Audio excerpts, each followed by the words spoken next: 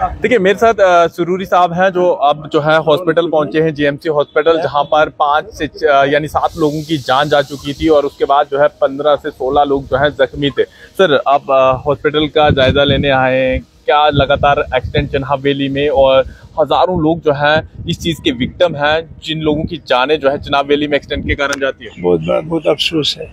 अभी हम उनके घरों में भी गए जिनकी डेथ हुई थी, अभी हमने वो जगह भी देखी जहाँ एक्सीडेंट हुआ है। अभी हम अस्पताल में भी आए जीएमसी घोड़ा में, जहाँ ये हमारे 15 लोग, लगभग 15-16 लोग जो थे एडमिट थे, अब उनको फारिग किया गया। कुछ अभी भी यहाँ पे मौजूद हैं, उनका इलाज मालजा हो रहा है। मैं शुक्रिया करूँ स्टाफ का, डॉक्टर्स का, सुपरिटेंडेंट का, सीएमओ ये जो अच्छा इलाज कर रहे हैं उनके कहने के मुताबिक।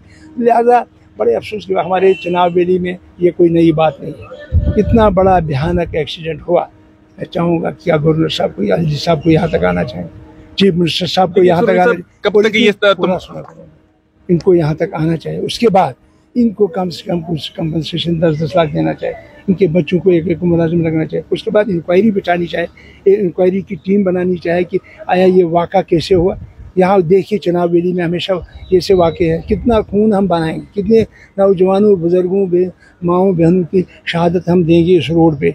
ना यहाँ पैरापेट है, ना यहाँ ये जो आपके क्रैश बैरियर है, ना वो लगे। अगर आप विलेज रोड्स की बात करेंगे 3.3 उसकी विड्थ है, उसमें मैग्डमाइज डालते हैं, एक गाड़ी निकलेगी दूसरा नीचे जाएगी।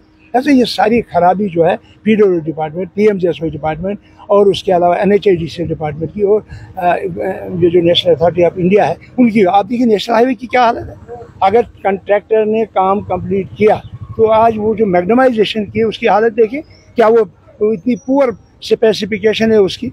और जब उन्हें कटाई की सारा मलबा दरिया में फेंक दे और पोल्यूशन हम सारे लोग खा रहे हैं। देखिए 40 लोगों की जानें बस के हादसे में हो जाती हैं और उसके बाद भी कई लोग जो है लगातार दिन ब दिन एक दुक्का इस तरह से कई लोग जो है अपनी जानें गवा बैठते हैं या फिर डिसेबिलिटी हो जाते हैं, किसी काम काज के नहीं रहते हैं, सरकार उन्हें पेंशन देती। क्या आपको लगता है कि क्या कदम उठाना चाहिए? ओपोजिशन भी स्ट्रांग होना चाहिए। अभी देखिए आपने दोबारा से कांग्रेस ज्वाइन की है, क्या कदम उठाने वाले हैं आप लोग? देखिए इसमें हम तो लोगों के साथ ये कदम यही है कि हम गवर्नमेंट को टोकेंगे, हम एलजी साहब को बताएंगे कि भाई आपके पास ज़्यादा पावर है, ये तो ब्यूटी की सरकार है, इसमें आपके पास ज़्यादा पावर है।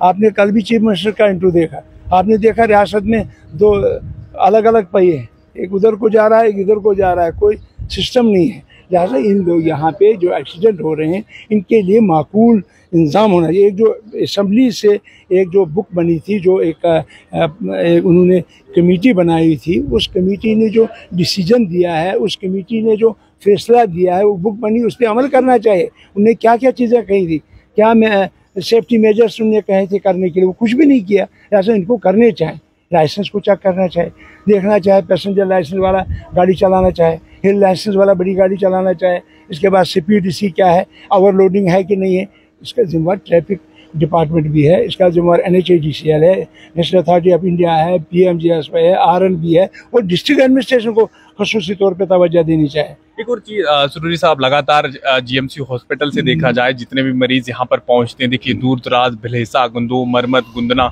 यहाँ से लोग उम्मीदों से आते हैं और यहाँ से रेफर करके जम्मू जाना पड़ता है छोटे से छोटे इलाज।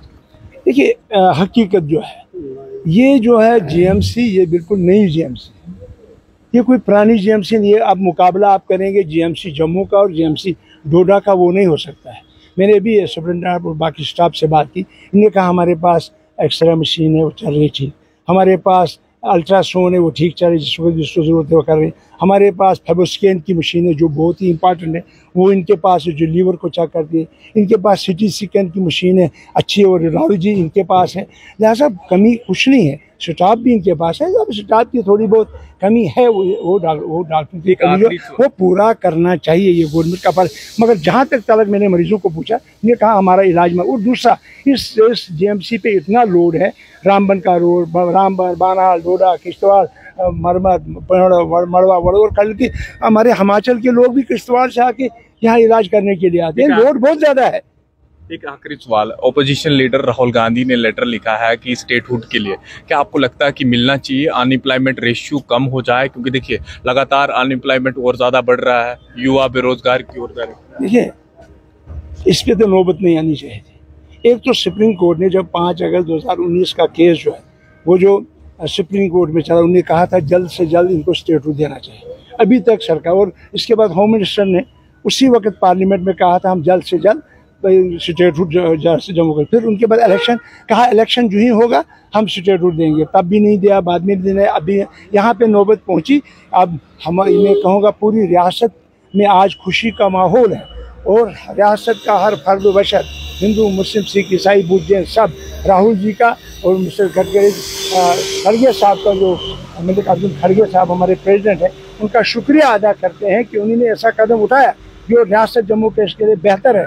और उनके साथ साथ पूरी रियासत के लोग इकट्ठा हैं। अगर उनका हुक्म होगा तो रियासत जम्मू कश्मीर में भी सड़कों पे आ जाएंगे उनके हुक्म के मुताबिक। मगर मुझे उम्मीद है कि प्राइम मिनिस्टर साहब को इस पर गौर करना चाहिए, इस माहौल को आगे बढ़ाने नहीं देना चाहिए और फौरन से पेशतर जो रियासत में स्टेटहुड कायम करना चाहिए। साहब, आपने DPAP ज्वाइन करा था, अब कांग्रेस ज्वाइन किया था, क्या चीज़ें? देखिए, ये मेरा पुराना घर है।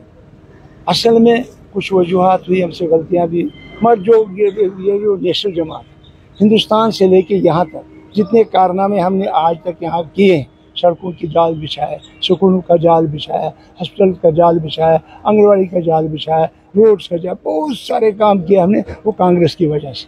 लिहाजा हम उम्मीद करते हैं कि कांग्रेस को मजबूत करेंगे और वो खुशहाली और वो DPAP में जाना वो हमारी गलती थी।